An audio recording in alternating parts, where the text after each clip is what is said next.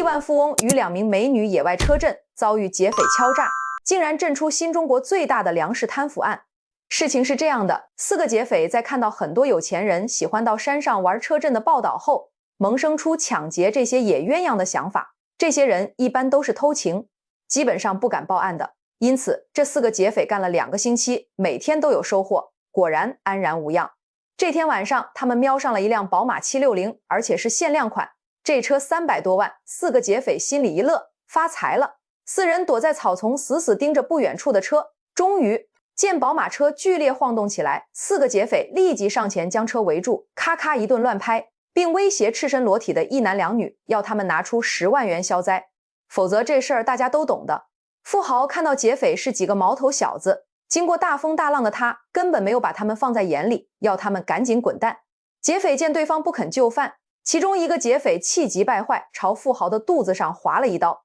这一刀就彻底割开了震惊全国最大的粮食系统腐败窝案。大家好，我是微笑。今天的故事我就从这个亿万富翁白华平角度去展开，看他如何利用一群美女把河南粮官们轻松拿捏住，又是如何一步步把国家粮仓变为自己的娘娘仓的。2011年12月9日上午，中储粮河南分公司总经理李长轩被河南省纪委带走，而河南粮食系统另一厅级官员河南省粮食局局长、党组书记曹蒲生则于2011年5月被河南省纪委实施双规。李长轩和曹蒲生这2个河南省粮食系统的最高官员的落马，标志着河南粮食系统腐败窝案全面引爆。鲜为人知的是，李长轩和曹蒲生的落马皆和一个名叫白华平的亿万富翁有联系。白华平看中河南这个天下粮仓潜藏的财富，将众多心腹安插进相关系统，合伙攫取亿万财富。然而，一起蹊跷的车震事件最终将白华平的阴谋揭发出来，随之揭露出的还有河南粮食系统20多名高官。白华平时年45岁，举手投足间尽是成功商人的儒雅与傲慢。他并非草根出身，早年毕业于郑州粮食学院，曾在河南省直机关端着公职的铁饭碗，一路干到科级。正是那段职业经历，让他对河南这个天下粮仓的每一个毛细血管都了如指掌。90年代末，他敏锐地察觉到粮食体制改革中的权力真空，毅然辞职下海，利用积攒多年的人脉经营粮油生意。他头脑极活，不仅懂粮食，更懂人性。在郑州那些灯红酒绿的高级会所里，白华平很快掘到了第一桶金，豪宅、名车、娇妻，这些世俗的成功他一样不缺，过起花天酒地的生活。但他骨子里的那种贪婪却如同森林公园里的荒草，在权力的灌溉下疯长。2003年6月，白华平在郑州一个大型保健中心看中了一个名叫吕秋丽的女经理。因为患有颈椎病，白华平经常找吕秋丽帮他按摩。吕秋丽不仅拥有河南中医学院的学历，更有一副让男人过目不忘的温婉皮囊。作为中心的经理，她不仅手法专业，更懂得如何在拿捏穴位的同时拿捏男人的心理。她的美丽和温柔让白华平格外兴奋，每次都给吕秋丽不菲的小费。经过多次接触，吕秋丽了解到白华平是一个身价千万的富翁，她渴望早日摆脱为人服务的生活，于是2人各有所需的走到了一起。白华平有家室，吕秋丽也不希望破坏他的家庭。他做白华平的情人，只是想给自己找到更多的发财机会。白华平看中了她的美貌与野心，而吕秋丽看中了白华平口袋里的支票与跨越阶级的可能。白华平非常赏识吕秋丽，有心帮她找发财的机会。同时，白华平也有了另外一个想法，如此可人的情人可是个宝贝，他不仅能从她那里销魂娱乐，还可以利用她的美貌去公关，2人一起发大财。他决定把吕秋丽打造成自己最犀利的武器。他没有急着把她送出去，而是花了整整半年时间，对这个按摩经理进行了全方位的职业化改造。白华平出资让吕秋丽出入最顶级的商务礼仪培训班，学习红酒鉴赏、马术，甚至恶补了一大堆关于国家粮食收储、托市收购政策的专业术语。他为吕秋丽重新打造了一个知性女企业家的人设，让她出入的不再是按摩室，而是高尔夫球场和私人拍卖会。更重要的是，白华平给吕秋丽开出了一个无法拒绝的价码，只要能利用她的美色和手段拿下的项目，白华平承诺分出项目款的 10% 作为他的个人提成。在那一分利的巨额诱惑下，吕秋丽彻底蜕变，她不再是一个简单的地下情人，而成了白华平权钱网络中的首席公关经理。白华平首先将目光瞄向了河南粮食系统。作为传统的农业大省，河南的粮食产量连续多年位居全国第一，粮食总产量占全国的1/10，而小麦播种面积则占全国的21%，总产量更是占据全国的27%。河南省也因此被誉为天下粮仓。作为管理整个河南粮食系统的河南粮食局，其管辖的部门众多，其下属的地产、粮价、粮油价格等部门都有很厚的油水可捞。此前，白华平就是凭借关系网在粮食收购上赚取价格差，攫取了千万财富。随着野心越来越大，白华平不再满足于小打小闹，将目光瞄向河南省粮食局地产这块肥肉。如果能将国有粮食土地转变为商品房开发，他将日进斗金，可能还不止。然而，要想得偿所愿，就必须和粮食局的一把手拉上关系。但时任河南省粮食局局长的曹蒲生并不买白华平的账。这次，白华平决定让吕秋丽出马，36计美人计。白华平深知，在这个粮食圈子里，硬塞钞票有时会被人嫌弃，但如果是送上一份绕指柔的温情，再硬的铁汉也会化作贪图。当时的曹蒲生身居高位，管理着全省占比全国1/10的惊人粮产。他性格沉稳，一般的小恩小惠很难让他动心。白华平深知强攻不行，只能智取。他利用关系将吕秋丽安排进了粮食局下属单位，负责接待工作。这场潜伏极具耐心，在长达1年的时间里，吕秋丽并没有向曹蒲生提过一个项目的要求。他以一名基层办事员的身份，细心收集着关于曹蒲生的一切。他的生辰八字，他在开会时的习惯小动作，他与家人的矛盾，甚至是他的前列腺炎和偏头痛。在一次曹蒲生视察基层的夜晚，吕秋丽在恰到好处的时间点出现了。他没有带公文包，而是带着一份自制的加了名贵草药的按摩膏。他利用自己的专业知识，在曹蒲生疲惫不堪、头痛欲裂时，轻柔地叩开了他的房门。那一晚，他没有谈地块开发，只谈了养生与关怀。这种润物细无声的信任渗透，让曹蒲生这个见惯了尔虞我诈的高官产生了一种晚年得遇知己的错觉。他开始觉得吕秋丽不仅仅是一个下属，更是他精神上的避风港。于是当晚，情到深处的曹蒲生不自觉地犯了天下男人都会犯的错。通过这种雅惠结合肉蛋的方式，曹蒲生的防线被一点点蚕食。他开始享受这种被美女包围、被富豪奉承的虚荣感。舒服的同时，曹蒲生慢慢地被白华平所拿捏了。经过1年的潜伏，吕秋丽开始联合曹蒲生和白华平一起染指国有粮食土地。白华平不失时机地通过吕秋丽向曹吹风，暗示只要在土地变性的批文上签个字，不仅吕秋丽能获得改变命运的提成，曹本人也能在退休前实现财务自由。2006年，经过策划，河南省粮食局直属某国有企业的土地被白华平旗下的房地产开发公司以低价购得。白华平在土地到手后又高价卖了出去，所得利益除自己留了一部分外，其余全分给了曹蒲生和吕秋丽。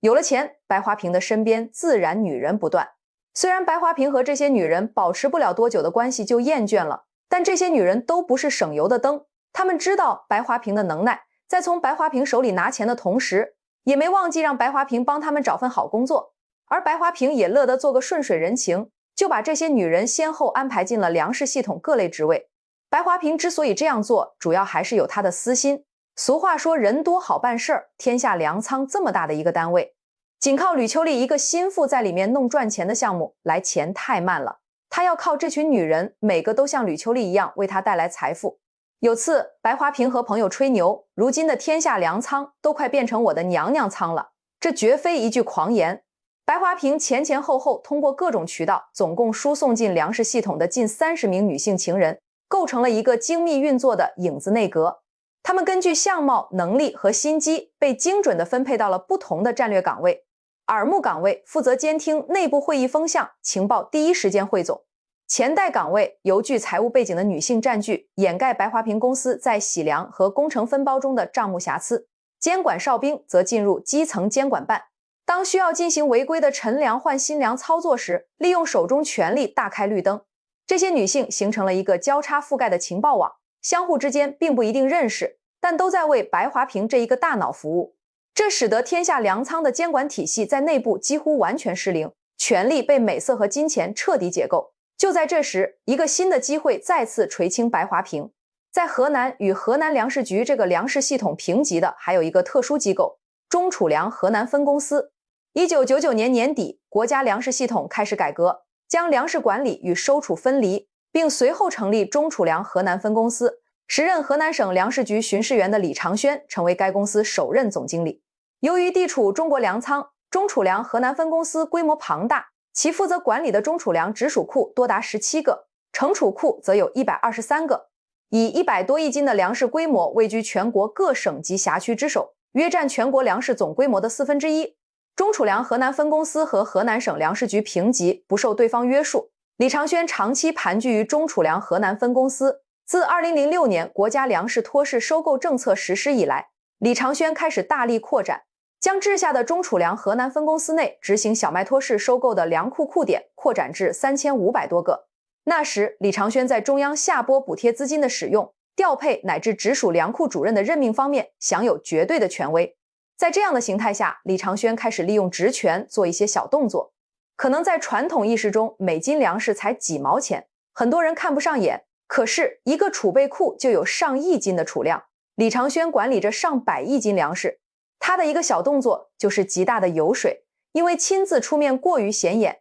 李长轩一直在寻找资金雄厚、有能力在暗中帮他洗粮的富翁。在经过多方打听，了解到白华平的背景和实力后，李长轩主动找到了白华平。白华平和李长轩一拍即合，他正愁找不到捞钱的下家呢，李长轩送上门来了。他不仅可以顺水推舟地和李长轩共聚绝财富，而且也正好将他的几个心腹安插进李长轩的中储粮河南分公司。李长轩之所以看重白华平，是因为白华平手里掌握着足以让死粮变活钱的秘密渠道。所谓洗粮，在他们眼中是一门精密的财富置换艺术。李长轩利用手中管理100亿斤粮食、分配数十亿补贴的绝对权力，将中储粮直属库中的优质陈粮以极低的价格通过白华平的空壳粮油公司损耗报废。白华平转手将这些优质陈粮加价卖给面粉厂或饲料厂，再从农民手中低价收购水分超标、杂质较多的新粮填补空仓。在这一出一进之间，李长轩和白华平不仅吞噬了国家每年的粮食轮换补贴，更通过粮食等级的猫腻非法套现数千万。为了掩人耳目，白华平安排他的娘娘们在账目上伪造了成千上万份农民交粮的假凭证。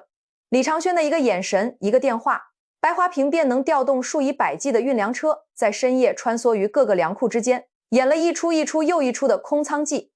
就这样，白华平和李长轩正式牵手。这家原本为调节粮价和防止谷贱伤农而设立的国家粮食专储企业，成了他们谋取暴利的聚宝盆。而白华平的3个心腹被李长轩安插进中储粮河南分公司的下属企业后，也纷纷发挥着作用。白华平的着眼点很细，连粮库的基层建设都被他看在眼里。曾经任职登封市粮食局局长多年的王国顺，通过结识李长轩，被任命为中储粮河南分公司副总经理，同时兼任登封市及周边10多个县市的监管办主任，拥有登封及周边地区粮库的监管权。白华平获悉王国顺要对其管辖的粮库进行修缮时，通过王国顺将粮库的建设工程揽到手中，攫取了巨额财富。白华平对财富的贪婪是全方位的，他不仅盯上了粮食本身，甚至连装粮食的袋子、粮库建设工程也不放过。身为副总经理且兼任多地监管办主任的王国顺成了他的最佳合伙人。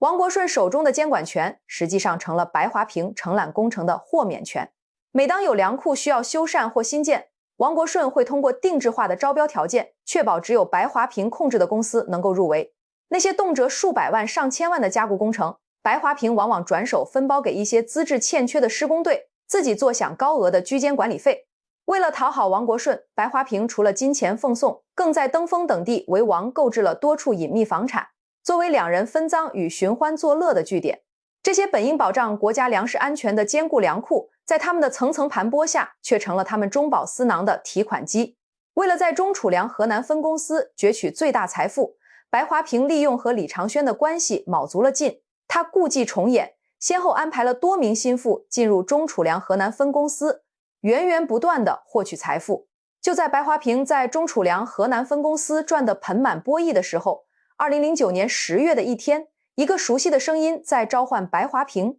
原来是他的第一个情人吕秋丽约他见面。吕秋丽帮白华平赚了不少钱后，也利用积累下来的财富和经验，开了一家自己的公司，在粮食系统分包业务。虽然小打小闹，也有了不菲的积蓄。不过吕秋丽的关系资源很快用尽，公司没有业务就无法正常运转。最后吕秋丽想到了白华平，希望能得到他的帮助。在中储粮河南分公司分得一杯羹，对老情人白华平还是有感情的，也乐得帮吕秋丽一个人情，在中储粮河南分公司帮吕秋丽寻找业务，合作赚钱。看着吕秋丽在中储粮攫取财富，白华平的其他心腹也纷纷找到白华平，希望也能像吕秋丽一样两边赚钱。那段时间，白华平身边围绕着不少女人挥之不散。在这种醉生梦死的生活中，白华平有点飘飘然了。他感觉自己真的当了皇帝，可以为所欲为。经常他会让2个情妇在床上同时服侍他，偶尔他还会带着情人到山上打野战。